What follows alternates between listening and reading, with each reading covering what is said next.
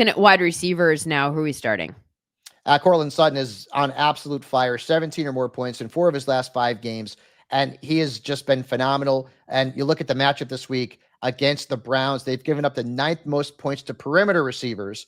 Their defense has also allowed 16 wide receivers to beat them for 13 plus points, including 8 who've gone over 16. So Sutton's a very good play. That's the Monday night game. And then let's go back to that Steelers-Cincinnati game. George Pickens. Now, last week, one of his worst games since week 6. But, I mean, it was a blizzard in the second half. And let's be honest, if Russell Wilson had hit him in the end zone when he was wide open, we wouldn't be talking about him having a bad game.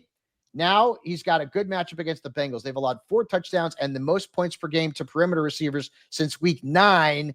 And Pickens right now has a receiving EPA of plus 32.7. That's very good.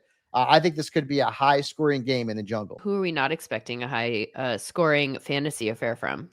So I just bought a carton of milk, and Deebo Samuel was on there because I don't know where the hell he's been, but he has been a shell of himself. 9.2 points in his last 2 games combined.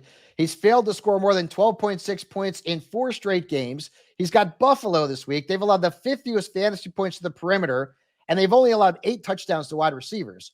And we're not sure what the quarterback situation is in San Francisco, and the weather might be frightful. And then Jaden Reed on Thursday night. I know, I'm going to cry. I love him. But he's been colder than a winter's day in Green Bay. Single digits in all but one of his last 5 games. Miami's defense has been tough on slot receivers. 2 scores and the 2nd fewest fantasy points per game allowed to the inside receivers. So Jaden Reed is a risk in what's going to be one of those icy Lambeau games.